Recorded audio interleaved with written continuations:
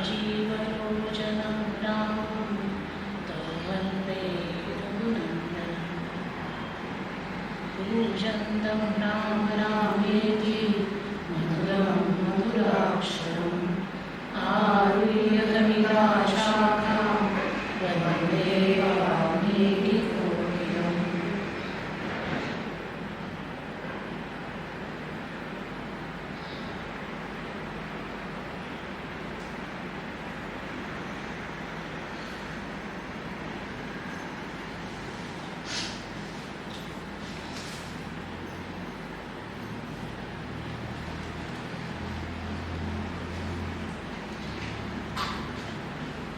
देताना मंत्री म्हणतो की हा अणूच परमाकाश असून अत्यंत सूक्ष्म असल्यामुळे तो दुर्बोध झाला आहे. तो जरी सर्वात्मक असला तरी मन आणि पंचज्ञानेंद्रिये यांना अगोचर असल्यामुळे तो तमोरूप आहे असे वाटते. की सगळीकडे एकच परमाणू हा आहे आणि तो अत्यंत सूक्ष्म आहे. जो परमात्मा आहे, चिदाणू आहे, परमाणू आहे, हा लवकर कळतो का, दिसतो का, जाणवतो का? जाणवत नाही. त्याच्यासाठी अखंड साधना करावी लागते. ती साधना केल्यानंतर अनेक वर्ष अखंड साधना केल्यानंतर त्याचा बोध होतो. म्हणून आपण पाहतो की लाखो लोक अध्यात्माच्या वाटेला वाटचाल करायला सुरुवात करतात, पण लाखो लोकांमध्ये एखादाच ते आध्यात्मिक ज्ञान ग्रहण करू शकतो, त्या परमात्म्याचा अनुभव घेऊ शकतो. लाखो लोकांमध्ये एखादाच. इतका तो दुर्बोध आहे, इतका तो सूक्ष्म आहे, इतका तो समजण्याच्या पलीकडचा आहे. आणि त्यामुळे काय होतं की मन आणि ज्ञानेंद्रियांना तो दिसत नाही. त्यामुळे तो अंधारी कोठडीतला कुठला तरी असा गुह्य स्वरूपातला आहे असं वाटतं. पुढे तिने प्रश्न विचारलाय की जगद्रूपी रत्नाचा कोश कोणता? त्याला उत्तर देताना म्हणतो की सर्व वस्तूंची आपल्याच ठिकाणी कल्पना करीत असल्यामुळे वस्तुतःच तो चिदणू एक असूनही अनेक झाला. तोच धारण करतो, तोच हे जग धारण करतो. अर्थात अणुत्वाचा त्याग न करता तोच जगताचा कोश बनला आहे. जगद्रूपी रत्नाचा कोश कोण आहे? तर ज्याने जगत निर्माण केलेलं आहे तोच त्याचा कोश आहे. चिदाणूच ज्याने जग निर्माण केलं तोच संपूर्ण जगाला व्यापूनही राहिलेला आहे. कारण तोच पंचमहाभूतांमध्ये आहे, तोच सृष्टीच्या चराचरामध्ये आहे, आतही तोच आहे आणि बाहेरही तोच आहे. पुढचा प्रश्न तिने विचारलाय, चंद्र सूर्य तारे यापैकी काही नसता नित्य प्रकाशक कोण आहे? ज्यावेळेला चंद्र सूर्य तारे नसतात त्यावेळेला नित्य प्रकाश देणारा कोण असतो? मंत्री म्हणतो की परमात्मा हा स्वयंप्रकाशी आहे. तो स्वयंज्योती असल्यामुळे सूर्यादी प्रकाशकांचाही प्रकाशक आहे. चंद्राला सूर्याकडून प्रकाश मिळतो हे आपल्याला माहिती, पण सूर्याला कोणाकडून प्रकाश मिळतो? सूर्याला प्रकाश देणारा सुद्धा तो परमात्माच आहे. अशा प्रकारे काही प्रश्नांची उत्तरं त्या मंत्र्याने दिल्यानंतर कर्कटे राजाला म्हणाले की आता तू माझ्या प्रश्नांची उत्तरे दे. राजाला तिने प्रश्न विचारला की कोणता अणू मेरू पर्वतालाही आपल्यामध्ये पाहतो? म्हणजे मेरू पर्वतही कुठल्या अणूमध्ये सामावला जातो? राजाने उत्तर दिलं की तो जो चिदाणू आहे तोच आपल्यामध्ये मेरू पर्वताला पाहतो. तो जो चिदाणू आहे त्या चिदाणूमध्येच सगळी सृष्टी असते, तर मेरू पर्वत हा असणारच. पुढे ते प्रश्न विचारते, कोणत्या अणूच्या उदरात सर्व विषय वृत्ती साठवल्या गेल्या आहेत? राजा म्हणतो की ज्याप्रमाणे वसंत ऋतूमध्ये सर्व तऱ्हेच्या वृक्षांची पानं, फुलं, फळं इत्यादी संपत्ती समाविष्ट झालेली असते, त्याप्रमाणे चिदानंदच्या अंतर्यामी सर्व विषय वृत्ती समाविष्ट झालेल्या असतात आणि त्याच्यापासूनच सर्व विषयांच्या अनुभवांची परंपरा गोचर होताना दिसते. सगळं काही आहे हे चिदानंद. कोणता अणु स्वतः रस शून्य असूनही रसात्मक आहे? कुठला अणु असा आहे की जो स्वतः रस शून्य आहे आणि शिवाय रसात्मकही आहे? राजा म्हणतो की परमात्मरूपी अणु अत्यंत सूक्ष्म असल्यामुळे तो स्वादरहित आहे. त्याला त्याचा स्वतःचा स्वाद नाही, परंतु असं असतानाही सर्व रसांच्या सत्तेचा तो जनक आहे. त्याच्यामध्ये स्वतःमध्ये कुठलाही रस नाही, पण जी काही सृष्टी तो निर्माण करतो त्या सृष्टीमध्ये जेवढे रस असतात ते त्याच्यापासूनच येतात. त्यामुळे तो स्वतः सर्व रसात्मक आहे. जसं आपण भगवान श्रीकृष्णांना म्हणतो किंवा आत्मस्वरूप, परमात्मस्वरूप, रसो वै सहा, हा जो सिद्धांत आहे उपनिषदांमध्ये सांगितला की तो केवळ रस मात्र आहे, तो रसात्मक स्वरूपाचा आहे. आता एकीकडे आपण म्हणतो की त्याला रंग नाही, रूप नाही, रस नाही, गंध नाही, आकार नाही, असा तो निर्गुण आहे. आणि दुसरीकडे असं म्हटलं जातं की तो रसरूप आहे, त्याचा रस चाखता येतो. तो त्याचा जो रस आहे तो कुठला रस आहे? तो आहे माधुर्य रस, मधुर रस आहे त्याच्यामध्ये.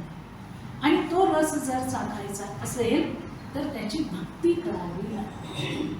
भक्तीच्या माध्यमातून त्याच्या रसाचा आस्वाद भक्ताला होऊ शकतो. तोच रसरूप आहे. म्हणजे रसरूप होण्याकरता त्याला त्याचं निर्गुण स्वरूप सोडावं लागतं आणि त्याला सगुण व्हावं लागतं. रंग, रूप, रस, स्पर्श हे सगळे सगुणाचे भाव आहेत, निर्गुणाचे नाही. ज्या वेळेला तो निर्गुण परमात्माच, आत्माच सगुण स्वरूपामध्ये येतो, विशिष्ट आकारामध्ये येतो, त्यावेळेला हे सगळे भाव त्याच्या ठिकाणी निर्माण होतात. आणि म्हणून मुळात तो रसरूप नाही, पण तो सगळ्यांना रस देतो आणि तो रसरूप आहे असाही अनुभव लोकांना येतो. पुढचा प्रश्न ती विचारते, कोणाच्या दर्शनाने तू तद्रूप झाला आहेस अथवा तुझी ही नित्य स्थिती का आहे ते मला सांग. राजा म्हणतो की मी जरी संसारामध्ये वावरत असताना दिसत असलो तरी अखंड ब्रह्मानुभवामुळे माझी अद्वितीय स्थिती केव्हाच नाहीशी होत नाही. मी कर्माने संसारामध्ये असतो, पण माझं चित्त, माझं मन, माझी बुद्धी ही ब्रह्मस्वरूपाशी कायम तदाकार झालेली असते. चालती बोलती समाधी असं एकनाथ महाराजांनी म्हटलं आहे की संत सगळ्या प्रकारचं काम करताना आपल्याला दिसतात, पण त्यांचं मन, त्यांची बुद्धी, त्यांच्या चित्तवृत्ती या ब्रह्मस्वरूपामुळे अखंड तदाकार झालेल्या असतात. फक्त एका ठिकाणी बसले आणि समाधी लावली आणि ब्रह्मतत्वाचा अनुभव घेतला की या समाधीला ते तटस्थ समाधी म्हणतात. आणि सगळं काही काम करत असताना वृत्ती तदाकार होणं, त्याला ते चालती बोलती समाधी. तर राजाची स्थिती जी आहे ती अशीच की तो संसारात आहे, राज्य सांभाळतो आहे. राज्यामध्ये चालणाऱ्या सगळ्या घटना, सगळ्या व्यवस्था तो पाहतो आहे आणि ते पाहत असतानाही अखंड ब्रह्मानुभवाचा अनुभव तो घेत आहे. श्री वशिष्ठ म्हणतात की राम अशा प्रकारे रामाच्या तोंडून आपल्या प्रश्नांची समर्पक उत्तर ऐकून कर्कटी समाधान पावली. तिला आनंद झाला आणि ती त्यांना म्हणाली की तुमच्या हृदयातून निघालेली पवित्र विवेकपूर्ण वचन ऐकून मला अतिशय आल्हाददायक वाटत आहे. तुमची इच्छा पूर्ण करून तुमच्याबद्दलची पूज्य बुद्धी व्यक्त करणं हे माझं कर्तव्य आहे. तेव्हा तुमची कोणती इच्छा असेल की तुम्ही मला सांगा की मी पूर्ण करेन. राजा तिला म्हणाला की हे राक्षसी, तू राक्षस कुलाला शोभायमान करणारी आहे. तू माग म्हणतेस म्हणून मी मागतो. आमची प्रजा विषुचिकेच्या महामारीने अत्यंत पीडित झाली आहे. तिच्यावर उपाय शोधून काढण्याकरता आम्ही रात्री बाहेर पडलो आहोत आणि तुझ्यासारख्यांनी एखादा मंत्र उपाय म्हणून सांगावा, आम्ही त्याच्या शोधामध्ये आहोत. या राजाची जी प्रजा आहे ती या महामारीने पिडलेली आहे आणि त्याच्यावरती काहीतरी उपाय शोधण्याकरता राजा आणि मंत्री बाहेर पडलेले आहेत. राक्षसीने राजाला एक अद्भुत असा मंत्र दिला आणि मी आता कोणत्याही प्राण्याची हिंसा करणार नाही असं वचनही तिला दिलं. पण राजाने विचार केला की हिने जर कुठल्या प्राण्याला मारलं नाही तर ही जिवंत कशी राहणार, कारण तिचा आहारच प्राण्यांचा मांस आहे. तिने सांगितलं की मी आता हिमालय पर्वतावर जाऊन ध्यानस्थ बसेल आणि शरीराचा त्याग करेल. राजाने तिला सांगितलं की तसं करू नकोस. माझ्या राज्यामध्ये वेगवेगळे गुन्हे केलेले अनेक अपराधी असतात. मी त्यांना मृत्यूदंड देतो. त्यांना मृत्यूदंड मी देत असतो. आता इथून पुढे मी त्यांना तुझ्या हवाली करून देत जाईल. तू त्यांना मारून खात जा असं त्याने सांगितलं. त्याप्रमाणे राजाने 3-4 दिवसामध्ये निरनिराळ्या प्रांतातून आणलेले 3000 वध्य गुन्हेगार तिच्या हवाली केले आणि त्या 3000 गुन्हेगारांना घेऊन ही हिमालय पर्वताच्या आपल्या शिखराकडे निघून गेली. तिथे यथेच्छ पोटभर तिने जेवण घेतलं, निद्रा केली. त्यानंतर काही काळ तिने समाधीमध्ये घालवला. परत समाधी उतरल्यावर ती विक्रम राजाकडे आली. त्याने तिच्या ताब्यात पुन्हा वध्य प्राणी देऊन टाकले आणि ती निघून गेली. आणि बराचसा कालावधी असायचा. मग तो दंड देण्यापेक्षा त्या गुन्हेगारांना तुरुंगात डांबून ठेवायचा आणि नंतर त्या राक्षसीच्या हवाली त्यांना करायचा. असा आता नित्य क्रम झाला. ती यायची, त्या लोकांना घेऊन जायची, त्यांना खायची, पुन्हा विश्रांती घ्यायची, मग साधना करायची, समाधीमध्ये जायची, पुन्हा उठायची, पुन्हा राजाकडे यायची. विक्रम राजाच्या पश्चात त्याचा मुलगा गादीवर आला. त्यानेही ती प्रथा चालू ठेवली. नंतर काही काळाने तिने हिमालयामध्ये कायमची समाधी घेतली आणि तिचं स्थान हिमालयामध्ये आजही कंदरा देवी म्हणून प्रसिद्ध आहे. लोक तिचं तिथे आजही पूजन करतात, कारण ती ब्रह्मनिष्ठ आहे ना. जरी राक्षसी नसली, राक्षसी हे तिचं आता फक्त एक बाह्य वरवरचं रूप आहे आणि मूळ रूप तिचं आता ब्रह्मनिष्ठ झालेलं आहे. सत्पुरुषांच्या श्रेणीमध्ये ती आहे. म्हणून आजही लोक तिला कंदरा देवी म्हणून तिचं पूजन करतात. वशिष्ठ ऋषी म्हणतात की राम हे भ्रांती मात्र, मन हे भ्रांती मात्र असून ते भ्रांती मात्र जगाचा सातत्याने विकास करत असतात आणि म्हणून मनाने निर्माण केलेल्या जगताचा त्याग करून स्वस्वरूपामध्ये रममाण व्हावं, जे स्वरूप नित्य आणि सत्य आहे. स्पष्ट त्यांनी सांगून टाकलं की मन जे आहे ते सातत्याने भ्रम निर्माण करत असतं. स्वतःविषयी, इतरांविषयी आणि जगताविषयी. मला असं वाटतं, मला म्हणजे मनाला, त्याला काही शेंडा नसतो, बुडूक नसतो. वाटणं हा काही पुरावा नाही होऊ शकत, हो ना. तर मन जे आहे ते भ्रांती मात्र आहे, ती कल्पनाच आहे. आणि अनेक कल्पना, अनेक भ्रम हे मन आपल्यामध्ये निर्माण करत असतात.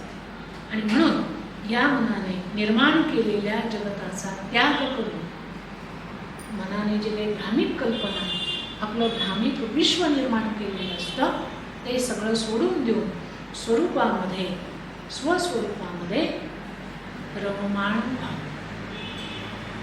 आणि ते स्वरूपच आपलं नित्य आहे आणि तेच सत्य आहे. बाकी मन सत्य नाही, मनाच्या कल्पना सत्य नाही, मनातले भ्रम सत्य नाही.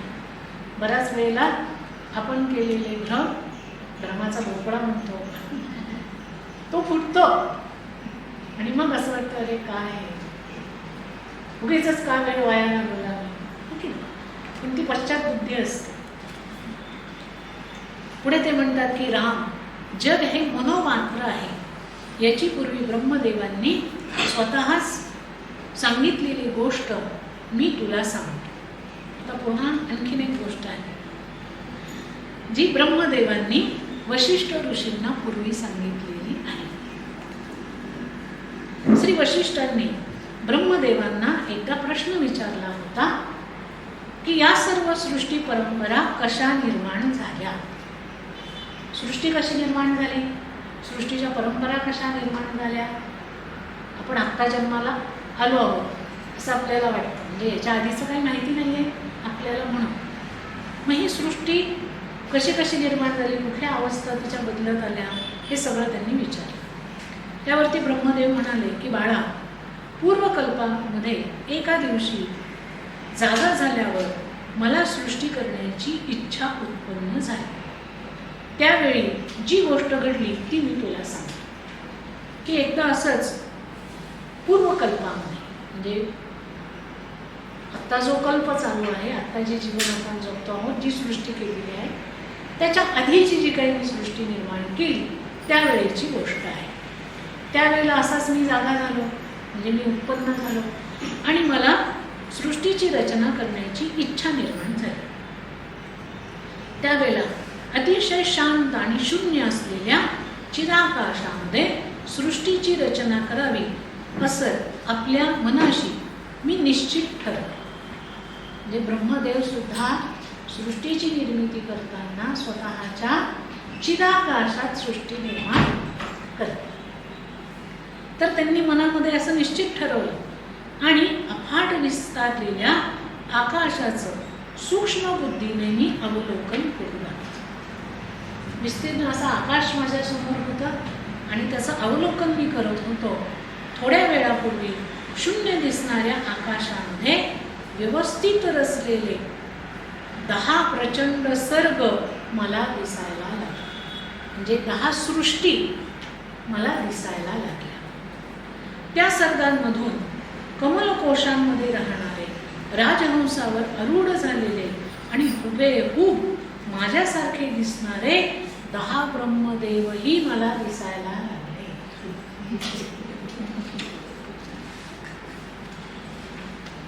प्रत्येक सर्गाची रचना अगदी एकसारखी होती. सगळ्या सर्गांमध्ये सूर्य तळपत होते, द्युलोकात देव क्रीडा करत होते, भूमीवरती मानव संचार करत होते, पाताळामध्ये दानव आणि सर्प राहत होते. सेम सगळीकडे कालचक्राप्रमाणे उन्हाळा, पावसाळा, हिवाळा हे ऋतू वेळच्या वेळी होत होते. सप्तद्वीपे, सप्तलोक, सप्तसमुद्र, सप्तकुलपर्वत इत्यादींचे व्यापार नियतीने आखून दिल्याप्रमाणे चालू होते.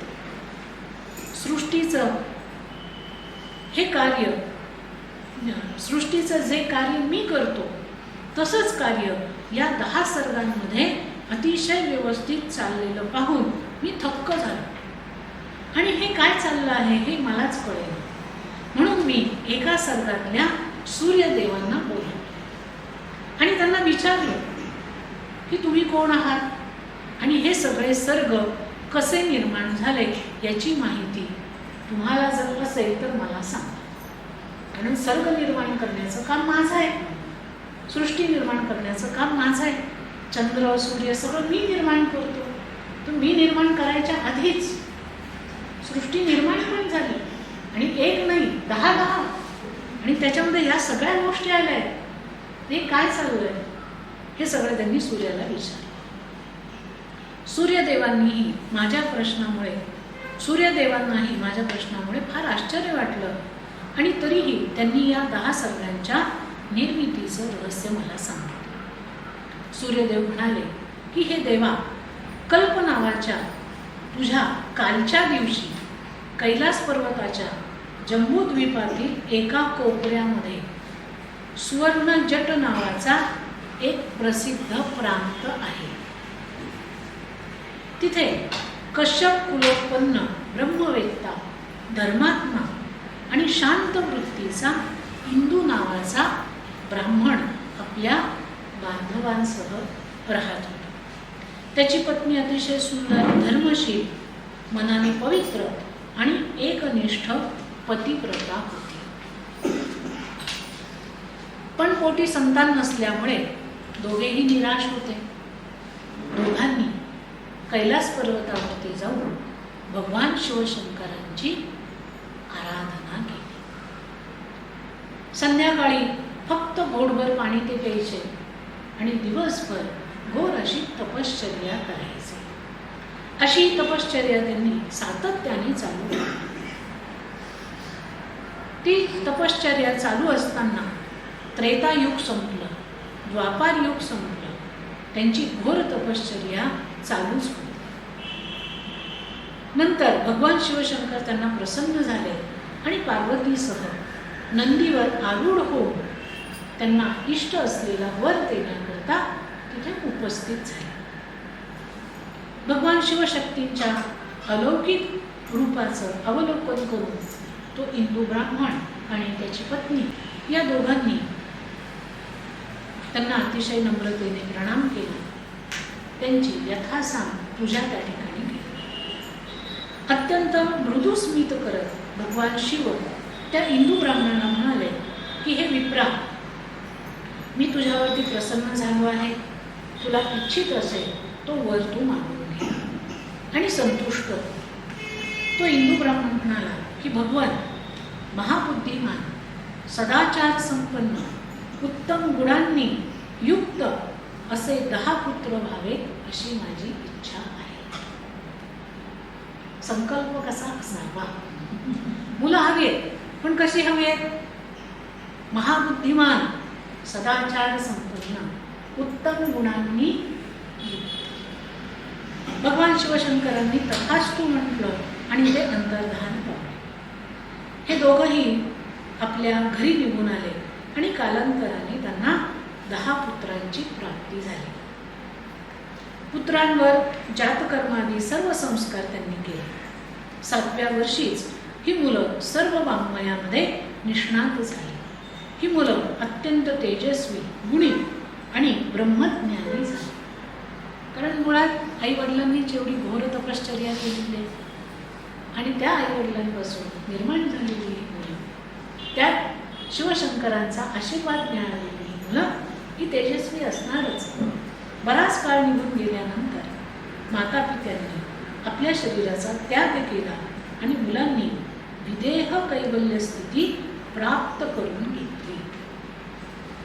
विदेह कैवल्य स्थिती याचा अर्थ देहात असूनही मुक्त स्थिती. देहामध्ये आहेत, देहाचे सगळे व्यवहार करतायत, पण ब्रह्मस्वरूपी लीन आहे, अशी अवस्था. मातापित्यांचा वियोग झाल्यानंतर या मुलांनी आपल्या घराचा त्याग करून कैलास शिखराच्या आश्रयाला ते गेले. तिथे जाऊन आपापसामध्ये ते विचार विनिमय करू लागले की आपण आता कुठलं पद मिळवावं की जे कल्पापर्यंत राहू शकेल. मग विचार त्यांचा झाला. त्याच्यामध्ये ग्रामाधिपती जर आपण झालो तर ते काही काळापुरतं असेल, लोकाधिपती झालो, सम्राट झालो, इंद्रपद जर आपल्याला मिळालं तर ते सुद्धा फार काळ टिकत नाही. म्हणून आपण असं करूया की आपण ब्रह्मपद जे सगळ्यात श्रेष्ठ आहे आणि जे कल्पापर्यंत टिकते. म्हणजे एक ब्रह्मदेव निर्माण झाले की एक कल्प पूर्ण होईपर्यंत ते त्या कल्पाचे अधिपती असतात ब्रह्मदेव. मग आपल्याला कल्पापर्यंत राज्य करता येईल म्हणून त्यांनी ब्रह्मपद मिळवण्याचा प्रयत्न केला आणि ते प्राप्त करण्याकरता या 10 भावांनी ठरवलं आणि त्यांच्यामध्ये ज्येष्ठ असणारा जो भाऊ होता त्याने आपल्या सगळ्या इतर भावांना एक विशिष्ट साधना करायला सांगितली. ज्येष्ठ भाऊ सगळ्यांना उद्देशून म्हणाला की मीच दैदिप्यमान ब्रह्मदेव आहे.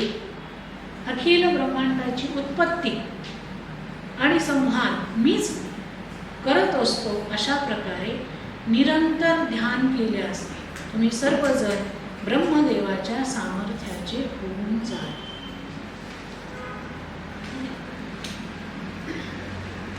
काय सांगितलं त्याने की आपण ब्रह्मदेव आहोत आणि आपणच सगळ्या सृष्टीला निर्माण करतो आणि सृष्टीचा संहार करतो असा भाव ठेवून ध्यान जर आपण केलं तर आपल्याला ब्रह्मपद सहज मिळू शकेल. म्हणजे आता हे जे काही ध्यान करताय, जी साधना करताय ती सकाम साधनाच आहे की कुठलं तरी पद मिळवण्याकरता, मान मिळवण्याकरता, सन्मान मिळवण्याकरता केली जाणारी साधना. ज्येष्ठ बंधूचा उपदेश मान्य करून सगळेजण ध्यानामध्ये निमग्न झाले.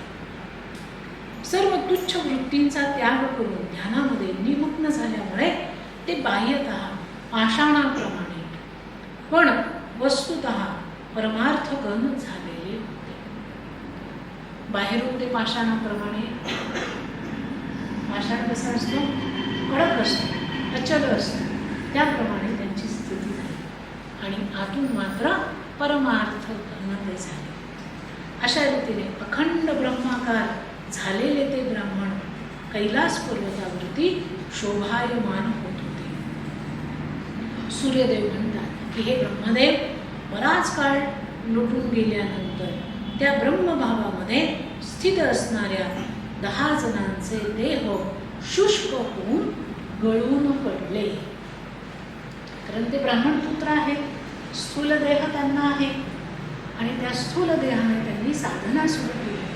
अखंड साधनेमध्ये असताना शरीराला मर्यादा आहे आणि म्हणून काळानुरूप त्यांचं शरीर गळून पडलं. मग त्यांचे जे लिंग देह आहे, सूक्ष्म देह आहे, ते ब्रह्मभावामध्ये पूर्ववत स्थिर होते. म्हणजे जरी शरीर गळून पडलं तरी त्यांचं मन, त्यांची बुद्धी, त्यांचं चित्त त्या ब्रह्मभावामध्ये स्थिर होते. अशा अवस्थेमध्ये 4 युग संपून कल्पक्षय झाला. 4 युग संपले. सत्य, त्रेता, द्वापार आणि कल्प असं संपल्यावर एक कल्प पूर्ण झाला. सृष्टीचा संहार झाला आणि रात्र सुरू झाली. ज्यावेळेस सृष्टी पूर्णपणे महाप्रलय होतो त्यावेळेस सृष्टी नाहीशी होते आणि त्यावेळेला फक्त रात्रीसारखं शांत वातावरण असतं. तरी त्या इंदुपुत्र ब्राह्मणांचं ध्यान अखंड चालू होतं.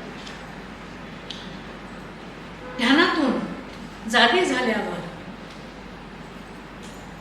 तू आपल्या सृष्टी संबंधीचा संकल्प करीत आहेस त्याप्रमाणे त्या इंद्रपुत्र 10 ब्राह्मणांनी आपल्या मनोसंकल्पाने 10 निरनिराळे सर्ग उत्पन्न केले आहेत.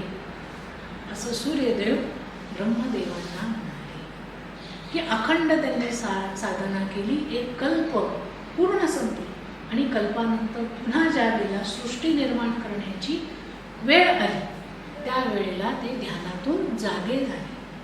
आता त्यांचं स्थूल शरीर नष्ट झालेलं आहे आणि केवळ त्यांचा लिंग देह आहे.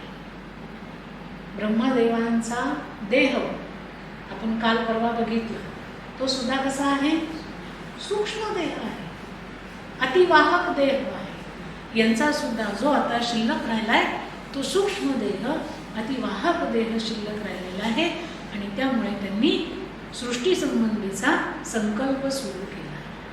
आम्ही आता सृष्टी निर्माण करतो आहोत, आम्ही आता ब्रह्मदेव झालेलो आहोत. मनोरूपी आकाशामध्ये स्थित असलेले तेच हे 10 सर्ग तू आपल्या सूक्ष्म दृष्टीने पाहत आहे, असं सूर्यदेव ब्रह्मदेवांना सांगतात. की ज्या ब्रह्मदेवांना खूप आश्चर्य वाटतं की जे काम मी करतो ते इतर लोक कोण करतात आणि का करतात.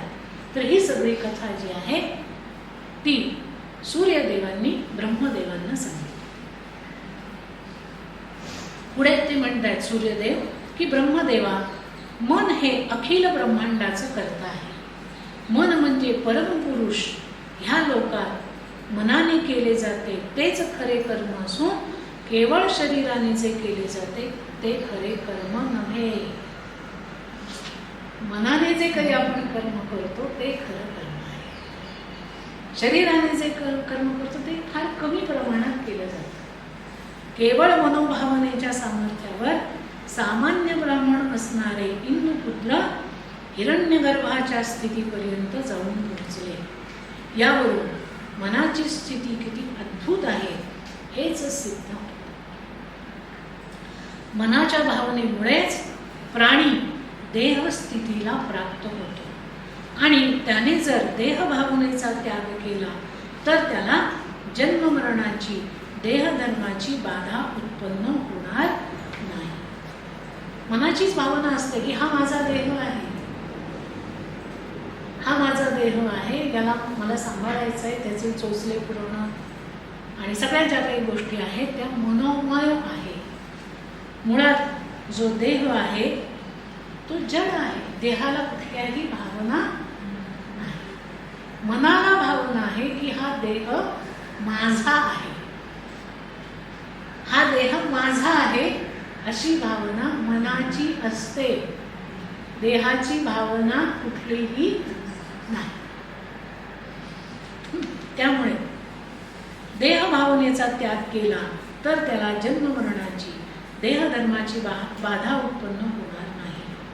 ब्रह्मदेवा, या संबंधाने इंद्र आणि अहल्या यांचा एक चमत्कारिक आणि श्रवणीय असा वृत्तांत प्रसिद्ध आहे असं सूर्यदेव म्हणाले. त्यावरती ब्रह्मदेव त्यांना म्हणाले की भगवान, यांचा वृत्तांत श्रवण केल्याने पवित्र अशी ज्ञानदृष्टी प्राप्त होते. अशा या गोष्टीतील अहल्या आणि इंद्र कोण आहे ते मला तुम्ही सांगा. सूर्यदेव म्हणतात की ब्रह्मदेव, पूर्वी इंद्रद्युम्न नावाचा राजा होता. त्याच्या पत्नीचं नाव अहल्या होतं. दोघांचंही एकमेकांवर अतिशय प्रेम होतं आणि ते दोघं एकमेकांना एकरूपही होते. एकदा अहल्या राणीने तिची जी एक सेविका होती, सखी होती, त्या सखीच्या तोंडून गौतम ऋषी आणि अहल्या यांचा कथाप्रसंग ऐकला, जो रामायणामध्ये येतो की गौतम ऋषी आणि त्यांची पत्नी अहल्या हे राहत असताना त्या अहल्येचं सौंदर्य पाहून इंद्राने तिला साध्य करण्याचा प्रयत्न केला आणि त्यांच्यामध्ये एक अनैतिक असा संबंध निर्माण झाला. त्याचा परिणाम गौतम ऋषींनी तिला शाप दिला, इंद्रालाही शाप दिला आणि गौतम ऋषींनी तिचा त्याग केला, ते निघून गेले. त्या शापाचा उशापही त्यांनी दिला की ज्या वेळेला श्रीराम तिथे येतील तेच तुझा उद्धार करते. त्याप्रमाणे तो संपूर्ण आश्रम हा उजाड झाला आणि तिथे ती एकटी राहिली. तिने साधना केली. तिच्या साधनेमुळे भगवान श्रीराम त्या ठिकाणी आले आणि त्यांनी त्या अहल्येचा उद्धार केला. ही गोष्ट आपल्या सगळ्यांना माहिती आहे. तर हा जो कथाप्रसंग आहे, हा कथाप्रसंग त्या अहल्या राणीने ऐकला आणि तिच्या मनात विचार आला की मीच गौतम पत्नी अहल्या आहे, तर मग माझ्यावर प्रेम करणारा इंद्रही अस्तित्वात असला पाहिजे. माणसाचं मन काय कल्पना करेल, काय उड्या मारेल हे सांगता येत नाही. काय विचार केला तिने की माझं नाव अहल्या आहे, ठीक आहे, मीच गौतम पत्नी अहल्या आहे आणि माझ्यावर प्रेम करणारा इंद्रही अस्तित्वात असला पाहिजे.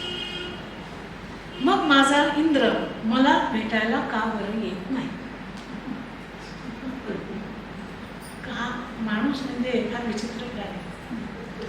ती आता कल्पनेने, म्हणजे तिचा नवरा आहे तो तिच्यावर प्रेमही करतो आहे, पण त्याच्या व्यतिरिक्त इंद्रही माझ्यावर प्रेम करतोय आणि तो इंद्र असलाच पाहिजे असं म्हणून तिने तिचं मनोराज्य जे आहे ते वाढवायला सुरुवात केली. आणि असलाच पाहिजे तर मग तो मला भेटायला पण आला पाहिजे. मग काय येत नाही म्हणून ती इंद्रासाठी तळमळायला लागली. पतीवरचं तिचं मन उडालं आणि तिच्या सखीने तिची ही अवस्था पाहिली आणि तिने एका इंद्र नावाच्या चतुर आणि व्यसनी ब्राह्मण कुमाराची आणि राणीची भेट घडवून आणली. तिच्या सखीला माहिती होतं त्याचं नाव इंद्रच आहे. त्याला पुढं केलं की हिला त्या सखीला म्हणजे त्या सेविकेला बरंच काही धनलाभ होणार होता. तिने स्वार्थासाठी एक इंद्र नावाचा माणूस जो अत्यंत चतुर आणि व्यसनी होता तोच तुझा इंद्र आहे अशी ओळख करून दिली आणि ती राणी जी आहे तिने तिच्यावर विश्वास ठेवला. त्या राणीला अतिशय आनंद झाला आणि ती त्याच्या अधीन झाली. दोघांमध्ये दृढ प्रेमभाव निर्माण झाला. रात्रंदिवस दोघं एकमेकांमध्ये रममाण झाले. राजाला या गोष्टी कळल्यानंतर त्याने दोघांना समज दिली, पण दोघांवर त्याचा काहीही परिणाम झाला नाही.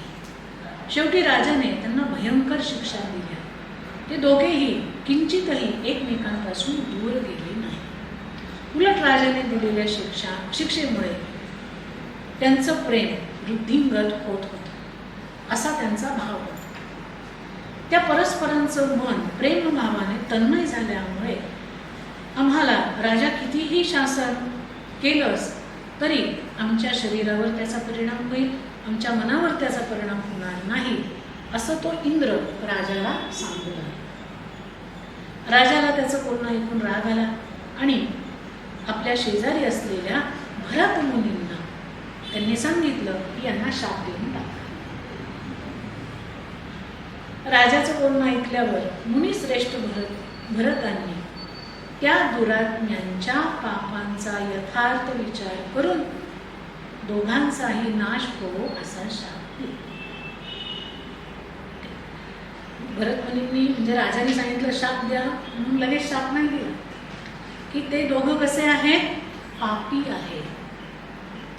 दोघांचे संबंध जे आहेत ते धर्माला अनुकूल नाही, धर्माच्या चौकटीत बसणारे नाही. तो व्यभिचार आहे आणि ती राजाची पत्नी आहे म्हणजे तिच्यावरती राज्याची जबाबदारी आहे.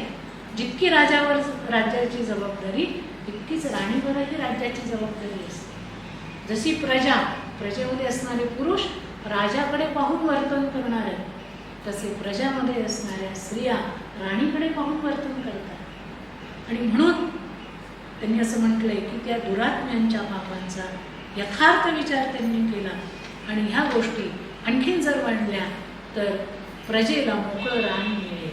आपण प्रजेला उत्तर देऊ शकणार नाही म्हणून त्यांनी काय केलं, दोघांचा नाश व्हावा असा शाप दिला. भरत मुनींचा शाप ऐकल्यानंतर इंद्र आणि अहल्या ही राजा आणि भरत मुनींना म्हणाले की आमचे स्थूल देह नष्ट करण्याचं सामर्थ्य तुमच्या शापामध्ये असलं तरी आमच्या सूक्ष्म देहाचा नाश तुम्हाला थोडाच करता येणार आहे. लिंग देहाचा, मनाचा नाश या जगात कोणालाच करता येत नाही. आम्ही दोघं सूक्ष्म, चिन्मय आणि तुमच्या दृष्टीला अगोचर आहोत. ब्रह्मदेवा अशा प्रकारचं त्यांचं बोलणं संपतो न संपत तोच भरत मुनींच्या शापाने त्यांचे देह भूमीवरती गळून पडले. परस्परांच्या प्रेमामध्ये आसक्त झालेले ते दोघे जण नंतर हरणाच्या जन्माला गेले. नंतर पक्ष्यांचा जन्म त्यांना प्राप्त झाला. नंतर प्राण्यांचा जन्म प्राप्त झाला. नंतर फुलपाखरांचा जन्म प्राप्त झाला. असं सगळं त्यांनी ती यादीच दिली, कुठल्या कुठल्या जन्माला ते गेले. अशा रीतीने ते दोघे पुन्हा पुन्हा देह धारण करत होते आणि त्या त्या ठिकाणी त्यांच्या पती पत्नी या नात्यामध्ये केव्हाही अंतर पडलं नाही. ब्रह्मदेवांनी त्या सूर्याला आपल्या सर्गाचा मनू होण्यास सांगितलं. हे सगळं त्यांनी सांगितलं. आणि ही कथा ऐकल्यानंतर ब्रह्मदेव आणि सूर्यदेव यांच्यात ही कथा चाललेली आहे. मग ती कथा ऐकल्यानंतर ब्रह्मदेवांनी त्या सूर्याला ऑफर केली. तो दुसऱ्या सर्गाचा सूर्य आहे ना, त्याला काय सांगितलं की तू माझ्या सर्गाचा मनू हो. त्या सूर्याने आपले 2 भाग केले आणि एक भाग सूर्य म्हणून आणि एक भाग ब्रह्मदेवांच्या सर्गाचा म्हणून तो झाला. कारण तो ज्या सर्गातून आला होता, ज्या ब्रह्मदेवांच्या, तिथे मग अंधार होईल ना सगळीकडे. दुसरा सूर्य ते कुठून आणणार लगेच? म्हणून सूर्याने काय केलं, आपली 2 शकलं केली, 2 भाग केले आणि आपला एक भाग सूर्य म्हणून जिथून तो आला होता तिथे स्थापित केला आणि दुसरा भाग हे जे ब्रह्मदेव आहेत या ब्रह्मदेवांच्या सर्गाचा मनू म्हणून तो झाला. या गोष्टीवरून हेच लक्षात येतं की ब्रह्मामध्ये जड आणि चेतन अशा दोघांचा संभव नसतो. चैतन्याने चेत्याची म्हणजे विषयांची कल्पना करणं हे मनाचं स्वरूप सांगता येतं. मन जे आहे ते केवळ कल्पना करतं आणि ते सगळ्या कल्पना विषयांना धरून असतात. विषय, उपभोग, विकार याला धरूनच मनाच्या कल्पना असतात. मन कधीच अध्यात्माविषयी कल्पना करू शकत नाही, ज्ञानाविषयी कल्पना करू शकत नाही, सत्याविषयी कल्पना करू शकत नाही. कोणाचं मन करत असेल तर मला सांगा. नाही करू शकत. मनाचा प्रांतच फक्त विषय, विकार यांच्या कल्पना करणं, त्याच्यात रममान होणं, शारीरिक भोग भोगणं, वासना तृप्त करणं, त्याच्याकरताच अशा पद्धतीने जी गोष्ट आपण बघितली त्या पद्धतीने व्यवहार करणं, ह्या गोष्टी त्याही काळात होत्या आणि ह्या गोष्टी प्रत्येक काळामध्ये आहेत. तर अशा पद्धतीने मनाचा जो चिद्रूप भाग आहे त्याला चेतन म्हणतात आणि जो जड भाग आहे त्याला विषय म्हणतात. मनाचे पण 2 स्तर त्यांच्यात. मन चेतनही असतं आणि मन जडही असतं. जड मन जे आहे ते विषयाशी संलग्न होतं आणि चेतन मन जे आहे ते चैतन्याशी समरस व्हायला लागतं. आणि म्हणून पहा, ज्या वेळेला आपण साधना करायला लागतो त्यावेळेला आपल्यामध्ये द्वंद्व निर्माण होते, इकडे की तिकडे. ध्यानाला बसलं की जड गोष्टी, संसार, नातेसंबंध सगळं काही आठवतं. म्हणजे जड मन जे आहे ते आपल्याला संसाराकडे ओढतं आणि आपलं जे चेतन मन आहे त्याच्यामध्ये ते आपल्याला तिकडे घेऊन जाण्याचा म्हणजे चैतन्याकडे घेऊन जाण्याकरता प्रयत्नशील राहत. म्हणजे आपल्याला साधना सोडावीशी वाटत नाही, साधना करावीशी वाटते. आपलं मन तळमळतं की कधी आपल्याला एकाग्रता येईल, कधी आपल्याला आत्मिक अनुभव येईल, कधी आपलं मन पूर्ण शांततेचा अनुभव घेईल. जे काही संत महात्मे आपल्याला अनुभव सांगतात, आत्मानंदाचा अनुभव, आत्मज्ञानाचा अनुभव, हे सगळे अनुभव कसे येतील ह्याच्यासाठी मन तळमळतंच. ते जे तळमळणारे मन आहे ते चिन्मय मन आहे, चैतन्यरूप मन आहे. आणि जे विषयांकडे ओढणारे मन आहे, विषयांमध्ये रमवणारे मन आहे, विषयांचं सातत्याने चिंतन करायला लावणारे मन आहे, ते मात्र जड मन आहे. लक्षात आलं का? म्हणून साधकांच्या ठिकाणी हे द्वंद्व राहतात आणि या द्वंद्वामध्ये जर साधना साधकांनी चालू ठेवली, निरंतर चालू ठेवली, तर जे जड मन आहे ते हरतं आणि जे चेतन मन आहे, चिन्मय मन आहे ते जिंकतं आणि ते चैतन्याशी जाऊन एकरूप होतं. आणि जर उलटं घडलं, बरेचसे साधक सुरुवातीला प्रयत्न करतात, 2 महिने 4 महिने 2 वर्ष 4 वर्ष, आणि नंतर आपल्याला काही हे झेपत नाही असं म्हणून थांबतात. त्यावेळेला त्याच्यानंतर त्यांची जी अवस्था होते ती हीच असते. परत संसारातले विषय, संसारातले विकार, संसारातला आनंद, माझं तुझं याचं त्याचं, याच्या पलीकडे नाही. लक्षात आलं? या ठिकाणी थांबूया. उद्या याचा पुढचा भाग आपण पाहूया. श्री रामचंद्र भगवान की जय. श्री ज्ञानेश्वर महाराज की जय. जय जय रघुवीर समर्थ.